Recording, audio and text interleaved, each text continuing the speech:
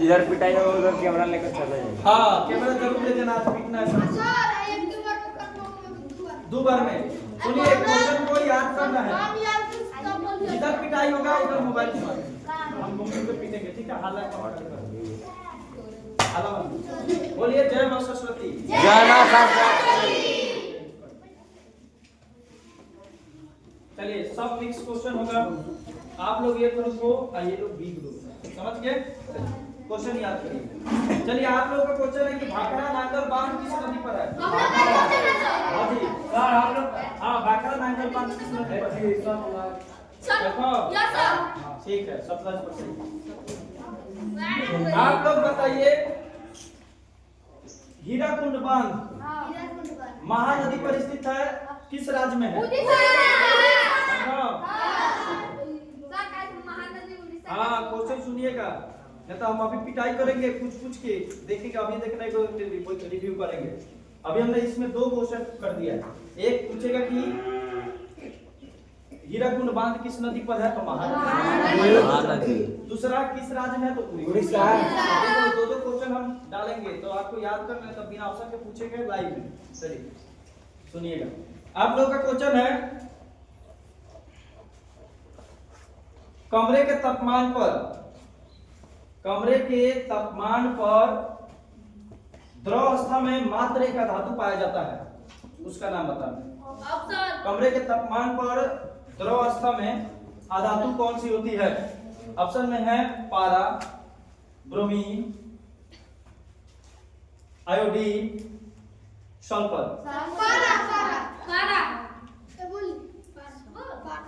Confirm? कभी disturb करते हैं सर पारा। हाँ सर पारा। कंफर्म? हाँ गलत हो गया। ब्रोमीन। हैं कंफर्म? हाँ। यही कंफ्यूजन है। बोले इतना ना बोलते हैं कि देखना ये क्या पूछ रहा है। छोटा आदमी से पहले ही पूछा था, अधातु धातु में कंफर्म हो जाना। अधातु में ब्रोमीन, अधातु पूछता तो पारा। समझ गए? पारा को मरकरी भी कहते हैं, समझ गए? अधातु में पूछे कि कमरे के तापमान पर द्रव अवस्था में पाए जाने वाला जो अधातु है वो है ब्रोमीन। अधातु में आपका वो पूछ देता है कि कमरे के तापमान पर धातु रूप में पाए जाने वाला द्रव अवस्था में कौन सा धातु है, तो पारा। क्लियर? ये दोनों याद रखना, बीबीआई है। अरे छोटा कहां भाग रहा है? मजाक बना रहा है। मेन पढ़ाई अभी चालू हुआ, वैसे तो लिख रहे थे, ये दिमाग में सीधे जाएगा कॉपी से उठकर। चलिए इसका क्वेश्चन है, आप लोग बताओगे, उन लोग का है, आप लोग बताओगे कि आवर्त सारणी, आधुनिक आवर्त सारणी में क्षैतिजों की संख्या होती है। आधुनिक आवर्त सारणी में क्षैतिजों की संख्या कितनी है? कितने क्षैतिज हैं? 7, 18, 15, 16। कंफर्म? हाँ क्षैतिज होते हैं 7 और स्तंभ जो होता है वो होते हैं 18। अब देखो क्षैतिज स्तंभ क्या होता है, याद रखना, ये बोर्ड में भाषा पकड़वा दिया है। देखो आवर्त सारणी को ऐसे रखा गया है, इस तरह इसका टेबल। तो ये जो नीचे वाला जो लाइन दिख रहा है ना आपको, इसी को कहा जाता है स्तंभ। ये क्या है? याद रखना, ये स्तंभ है। तो स्तंभ की संख्या पूछे तो ऐसे 18 को है। इसी स्तंभ को याद रखना वर्ग कहा जाता है। क्या कहा जाता है? वर्ग की संख्या भी कितना? इसी को समूह भी कहा जाता है। क्या कहा जाता है? समूह की संख्या भी कितना? यानी पूछे आधुनिक आवर्त सारणी में स्तंभ कितने हैं, वर्ग कितने हैं और समूह कितने हैं? 5 को आवर्त सारणी से उठाया है। और यहाँ से ये जो 18 उड़ेगा तो एक ऐसे लाइन है, इसको कहा जाता है क्षैतिज। क्या कहते हैं? क्षैतिज। इसी को कहा जाता है क्षैतिज। इस तरह जो चीज काटा जाता है, ठीक है। इसकी जो संख्या आई ये टोटल है 7। कितना है? 7 को है 7। इसी क्षैतिज को हम लोग क्या कहते हैं बाबू? आवर्त। क्या कहते हैं? आधुनिक आवर्त सारणी में पूछा आवर्त की संख्या कितनी? 7। संख्या कितनी? बहुत अच्छा। अच्छा तो सुनो ना, बैठी है लेकिन उधर से पिटा इस साइड से बोल रही है ना, नहीं बोलेगी। मतलब सर जबरदस्ती हम बंटवारा कर दिए हैं।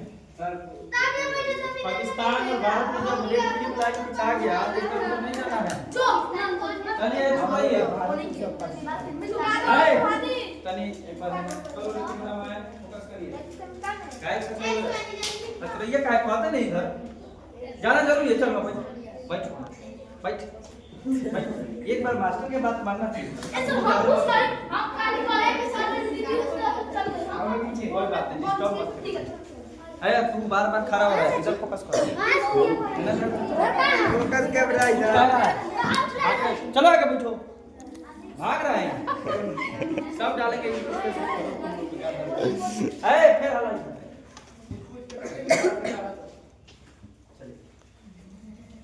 इसका क्वेश्चन है तो जो मैं बताया अभी तक याद हुआ?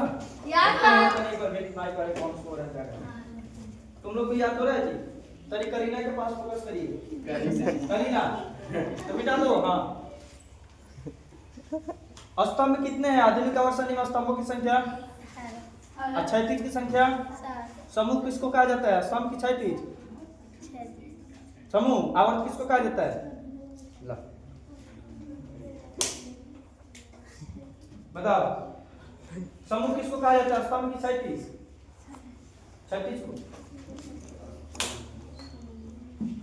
तो बताओ। स्तंभ को कहा जाता है अभी बताया था ना। समूह कहिए वर्ग कहिए स्तंभ कहिए और उसकी संख्या 18। चलिए किसका क्वेश्चन है? हम लोगों का आप लोग बताओगे यूरोप का मरीज किसको कहा जाता है? यूरोप का मरीज किसको कहा जाता है? तुर्की आई। ऑप्शन में है वेनेजुएला,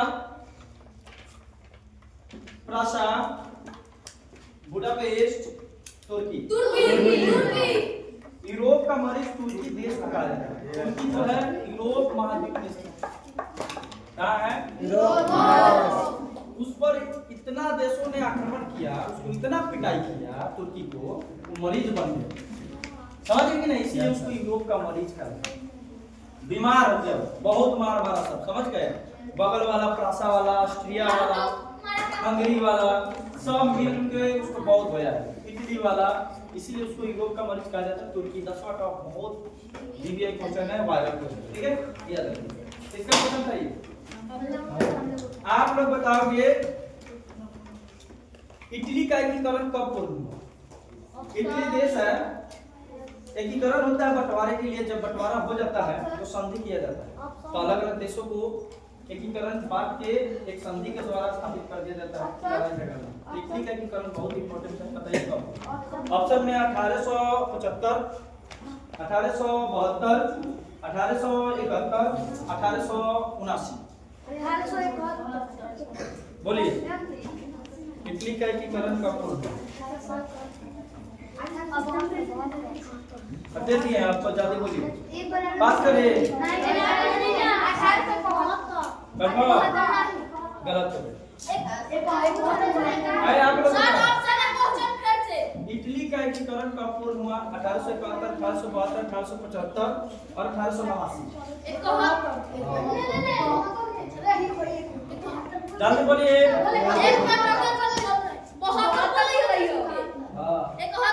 कंफर्म? हाँ 1871। इटली का एकीकरण हुआ 1872। आधा मत करिए। किसका क्वेश्चन है? तुम लोग का है, तुम लोग का नहीं। आप लोग बताओगे दास कैपिटल बहुत प्रसिद्ध पुस्तक है।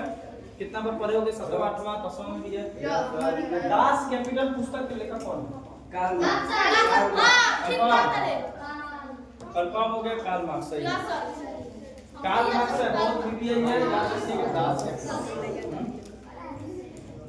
आप लोग का क्वेश्चन है वार एंड पीस।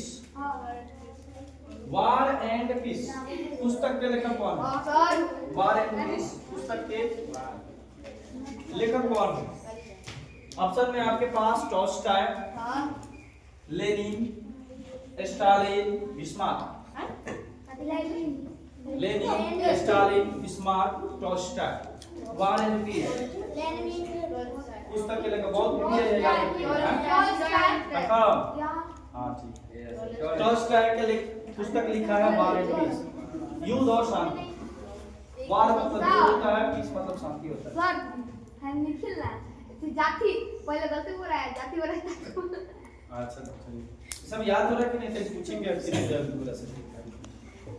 चलिए किसका क्वेश्चन है? आप लोग बताओगे, तुम लोग है ना, हम लोगों का है सर। तुम लोग बताओ। हाँ इन लोग का है। सर आप लोग बताओगे महात्मा गांधी के राजनीतिक गुरु कौन थे?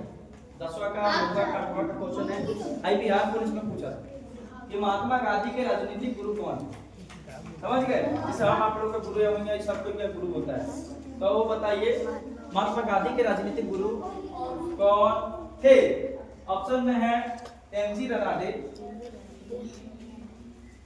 दादा भाई नौरोजी, गोपाल कृष्ण गोखले, श्री कृष्ण सिंह। जल्दी बताइए, जल्दी बताइए महात्मा गांधी के राजनीतिक गुरु कौन थे?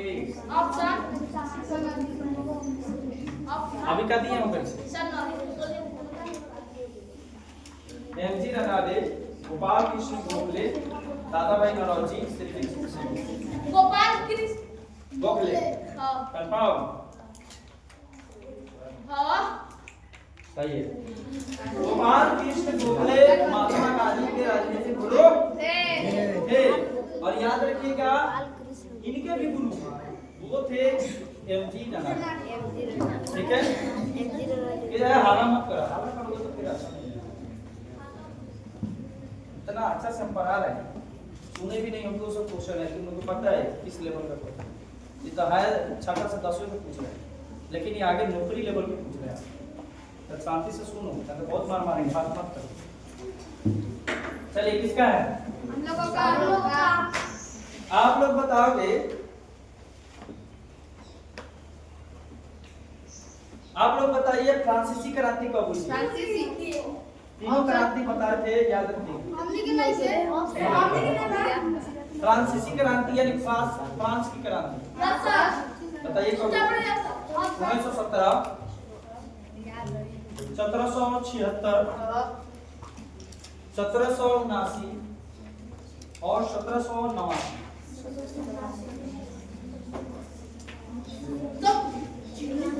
फ्रांस की क्रांति कब हुई?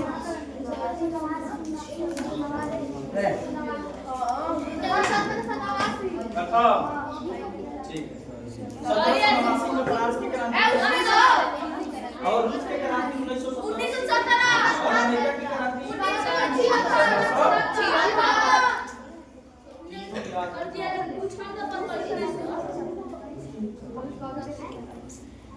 तीनों क्रांति याद है।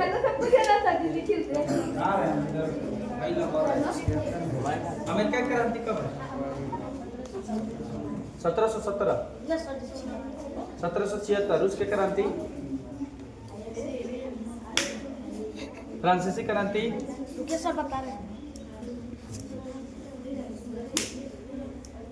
बहुत मार मारेंगे। चलिए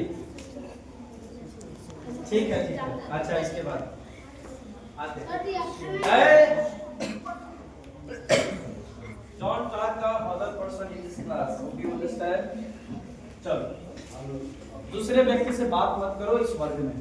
चलो हो गया, कम टू द पॉइंट, अपने बिंदु पर आते हैं। चलो किसका क्वेश्चन है?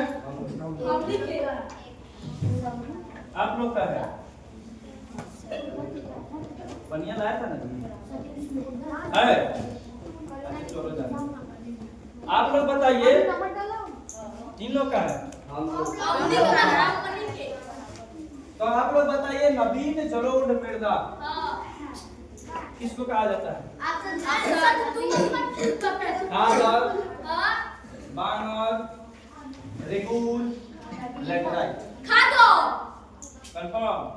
ऐसे 10वां के लिए बताइए सब।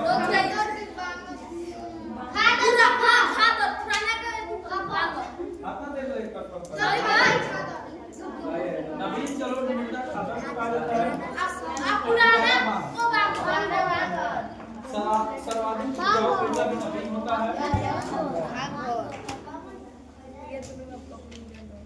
तुम्हारा ही नंबर है। नींद में मत करो, अभी से माहौल में ढाला जा रहा है तो सुनना है चुपचाप, मन में पकना है जो आंसर बताए तो किसका है? हम लोगों का आप लोग बताइए रामचरितमानस पुस्तक के लेखक कौन है? रामचरितमानस जो रामायण में पढ़ा जाता है, आप देखते हो ना बड़े बड़े जो पाठ होते हैं वही रामचरितमानस होता है। जब रामायण अष्टजाम जब होता है, अष्टजाम वहीं पे वो वही है रामचरितमानस। तो आपके एग्जाम में पूछे जाते हैं इसके पुस्तक के लेखक। अब तक मैं है महर्षि वेद व्यास, महर्षि वाल्मीकि,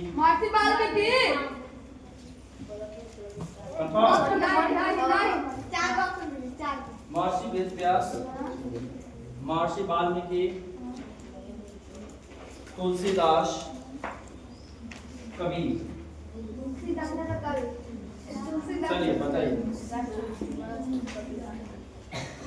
जल्दी,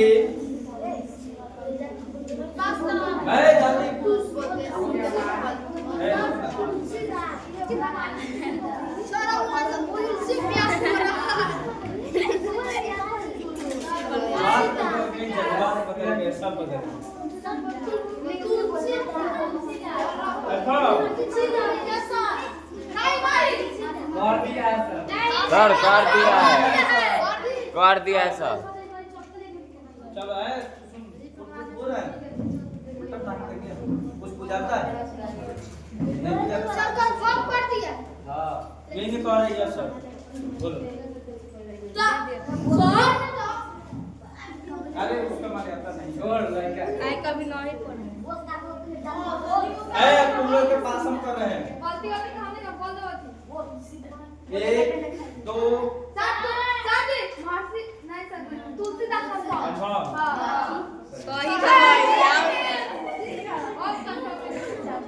सुनो तीन पुस्तक याद रखना है।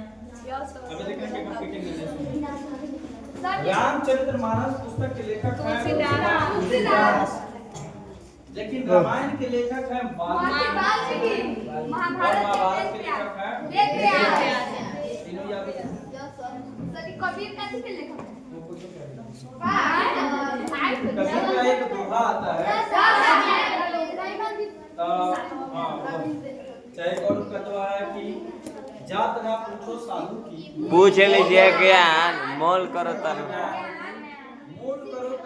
की, पर न रहे म्यान। परन रहने दो म्यान। यानी कहते हैं कि किसी का जात नहीं पूछना चाहिए, उसका ज्ञान पूछना चाहिए। वो साधु ही नहीं, किसी के हर बारे में, हर व्यक्ति के बारे में इतने अच्छे वो दोहा कहते थे। या बात सही है कि किसी भी आदमी का जो है जात से पहचान नहीं होना चाहिए, उससे ज्ञान से पहचान होना चाहिए। और मोल करो तलवार की, मतलब उस आदमी का तलवार, उस आदमी का मोल करो, उसके क्या खूबियां नहीं है उसका मोल नहीं होना चाहिए। ठीक है, तो ये अच्छे बात है। किसका क्वेश्चन है? आप लोग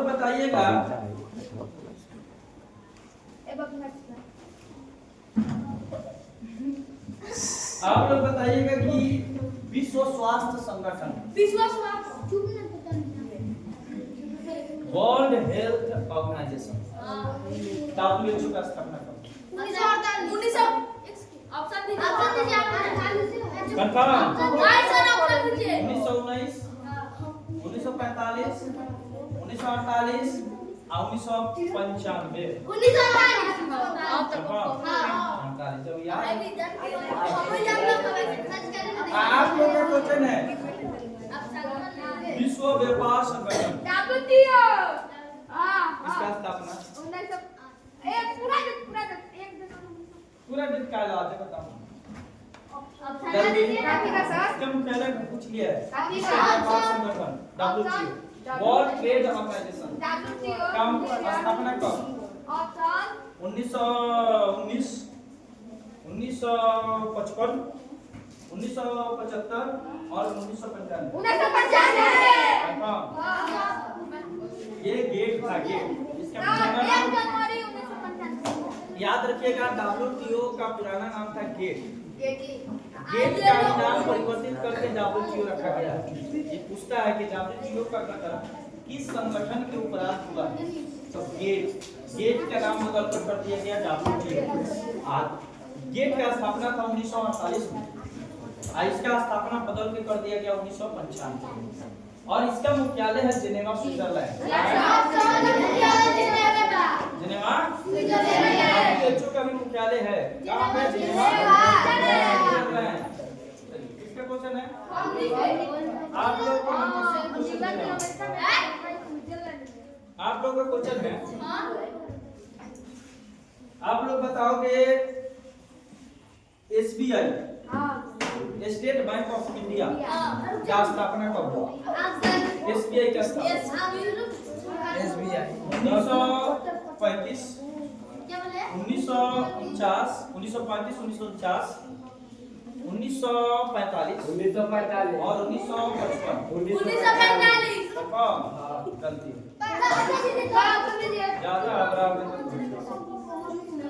SBI जो स्टेट बैंक है भारत में, जानते हो सबसे ज्यादा उसी का केंद्र है।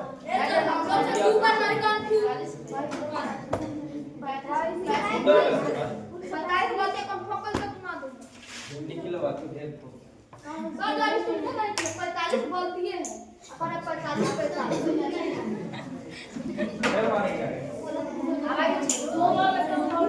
चलो बोलो तुम लोग का है। ऑप्शन में है 1945, 1949, 1955 और 1975। अच्छा ना 1935 दिए थे, 75 के पहले 35, 75 नहीं था। 1935, 1945, 1949, 1955।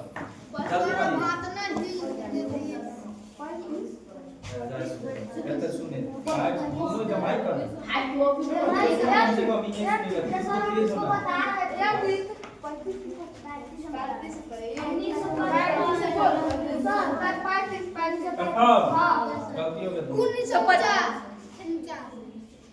RBI भारतीय रिजर्व बैंक ऑफ इंडिया, इसका स्थापना 1935। RBI का स्थापना 1935। इसका राष्ट्रीयकरण भी पूछा हुआ है 1949। RBI का राष्ट्रीयकरण 1949, लेकिन SBI का स्थापना स्टेट बैंक ऑफ इंडिया इसका स्थापना 1955। कब है?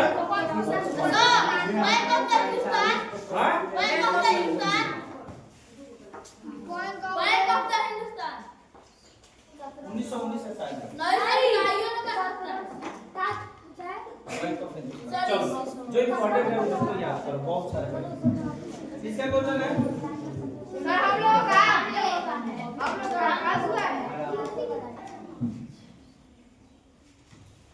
RBI का स्थापना, RBI का स्थापना, RBI का स्थापना सब जानते हैं। घुमा 1945। RBI की स्थापना ये तुम्हारा बहाने है। RBI की स्थापना है राष्ट्रीयकरण। RBI का राष्ट्रीयकरण कब हो गया? RBI का राष्ट्रीयकरण खाली फुटबॉल बोलने से होगा। SBI का स्थापना, SBI का स्थापना RBI की मुख्यालय कहाँ है? RBI का मुख्यालय जिनेवा। RBI का मुख्यालय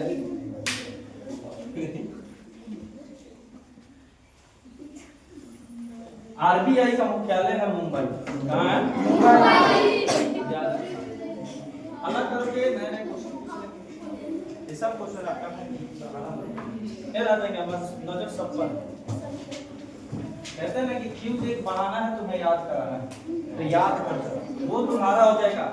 देखो क्यूज से क्या होता है ना, आपका क्वेश्चन ही पूरा हो जाएगा। कॉपी में बुक में सब लिखा के लिखा रहेगा। जब तक उसको दिमाग में नहीं लाओगे एग्जाम में अच्छा पढ़ ही नहीं पाओगे।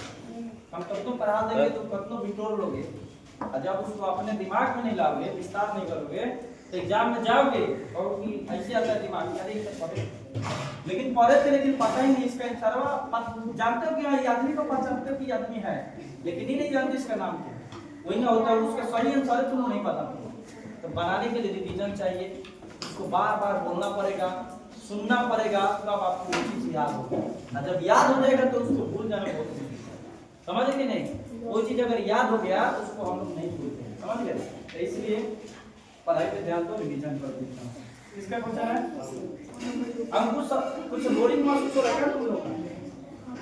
ये जो जगह है ना, तुम लोग सोचे भी नहीं उसका ना जगह है, बाद में पता चलेगा ये जगह क्या है। ठीक है, चलो इन्हें के बोरिंग महसूस करना इन लोग का है। आप लोग बताओगे, हाला मत करिए, आप क्वेश्चन को हमको स्थिर रखिए, थोड़ा सा क्वेश्चन आप लोग बताओगे।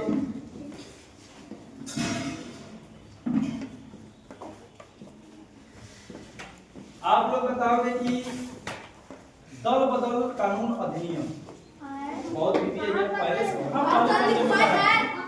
दल बदल को आधे समझे में पढ़ाया चुक रही है।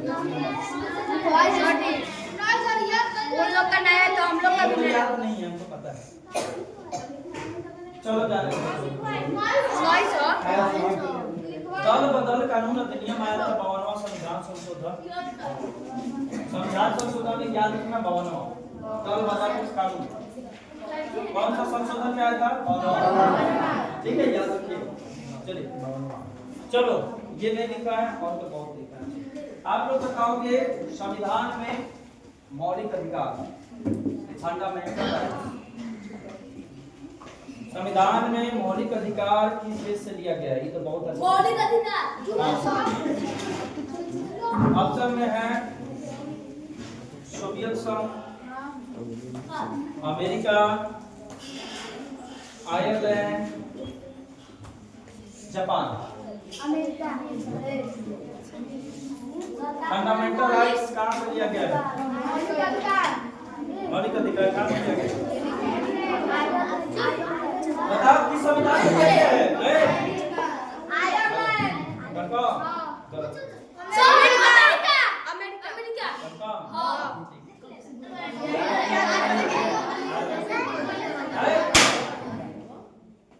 यही तो होता है कि याद होता है तो देखो अंदर से उत्तेजना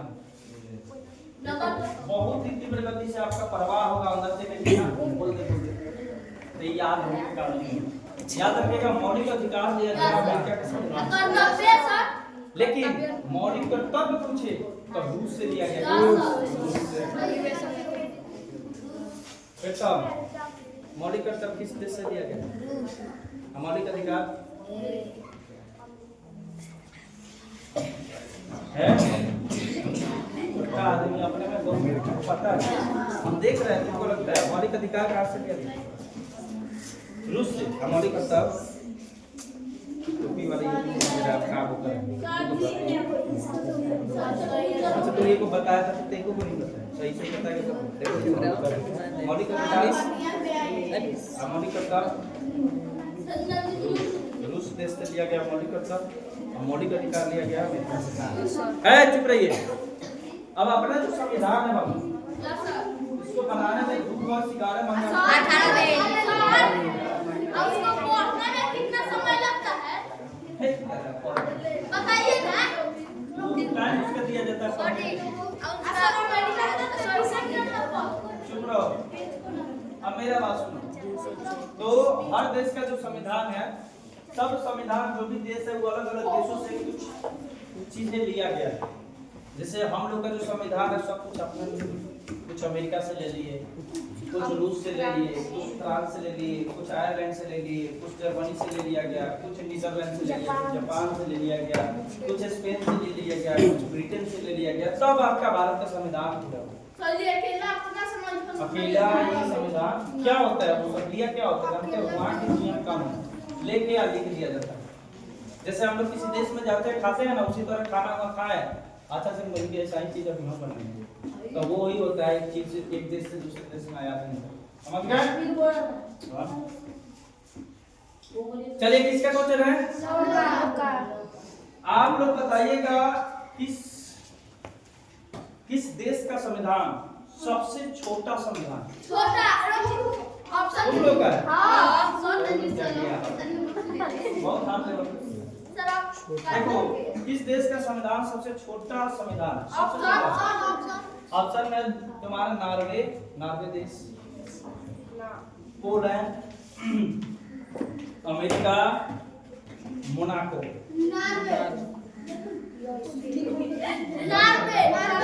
अरे Monaco Poland, Norway, Monaco, America. कौन सा देश का इसमें सबसे छोटा संविधान? कंफर्म? गलत हो गया। मोनाको। अब शांति मिल गया। Norway, Monaco, Poland, America. America दी।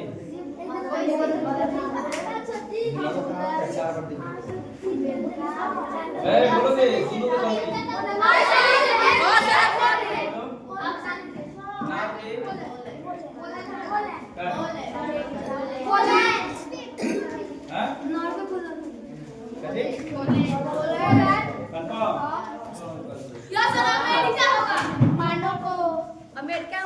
मोनाको। अगर पूछा जाए इस सब एग्जाम में आता है कि किस देश का सबसे बड़ा लिखित संविधान का? भारत। सबसे बड़ा लिखित संविधान किसका है? भारत। लेकिन अगर एक क्वेश्चन पूछते कि सबसे पहले किस देश का संविधान लिखा गया था? अमेरिका। तो अमेरिका। यानी सबसे पुराना संविधान लिखा गया था अमेरिका। लेकिन सबसे बड़ा भारत। और यही पूछे किस देश का सबसे छोटा संविधान है तो वो देश मोनाको। कौन सा देश?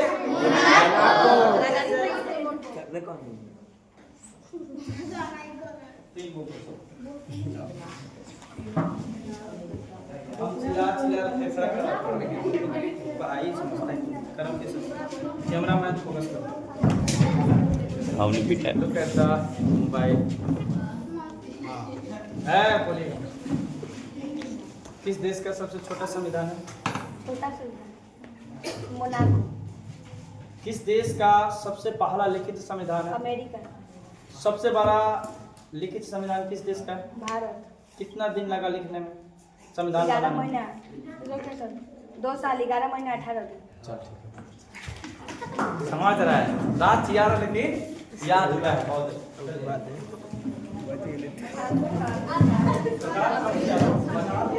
किसी की बात नहीं ठीक है कि बात पकड़ रहा है समझ रहा है।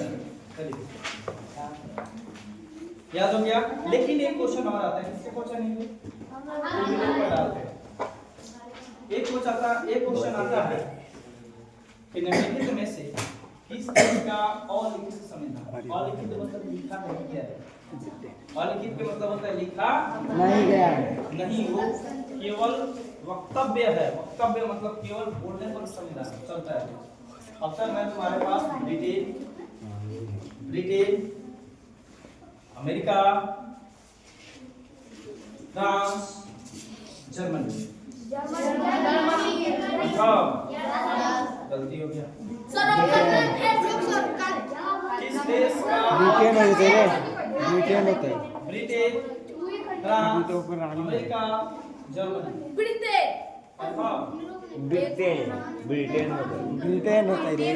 जल्दी बोलिए। हाँ ब्रिटेन होता है। बोलो। ब्रिटेन। कंफर्म? सही है। ब्रिटेन का अलिखित संविधान उसका लिखा है। याद रखिएगा। लिया से लिया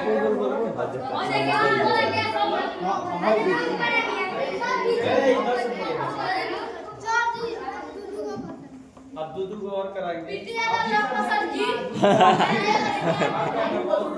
बहुत क्वेश्चन कराते हैं। किसका क्वेश्चन है? उन लोग एक को तुम लोग पर और एक को इन लोग। अच्छा एक बात बताने वाले थे आप लोग को। इतना मेहनत देख रहे हो, पढ़ाई देख रहे हो, सब कुछ देख रहे हो।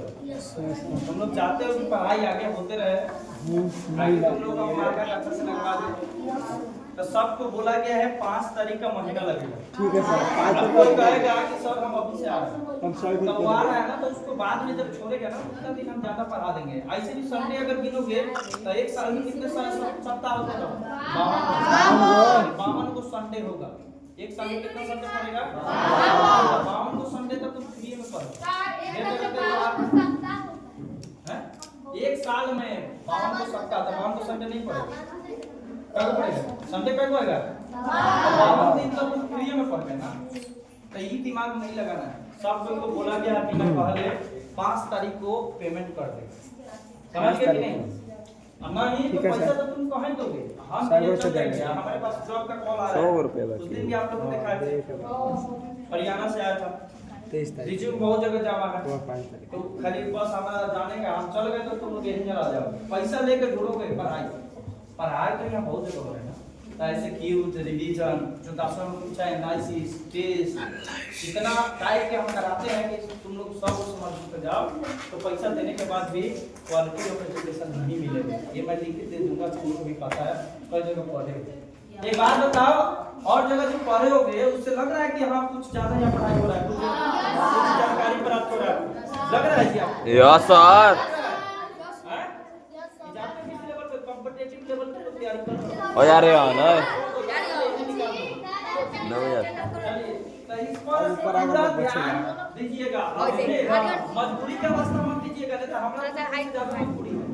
ये नहीं कि हम पेमेंट बाद में देंगे, मम्मी नहीं छोड़ना अपना। तुम लोग 10 दिन पहले कहना, नहीं देंगे तो कहना, दे देगा। 10 दिन पहले जान मतलब उनको जानकारी होना चाहिए सर का पेमेंट देना। तुम लोगों की जिम्मेदारी है, नहीं तो हमारा जिम्मेदारी खत्म हो जाएगा। हम बंद कर देंगे ट्यूशन, सब खत्म हो जाएगा। ठीक है? हाँ। ध्यान देना है आपको। 5 खाली हाथ में शेयर करते हैं। होला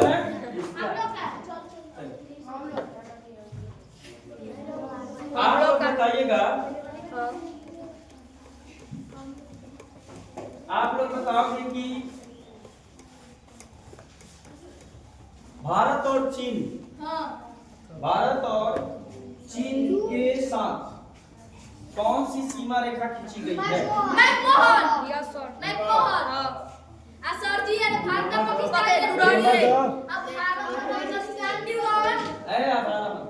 इन लोगों का क्वेश्चन है,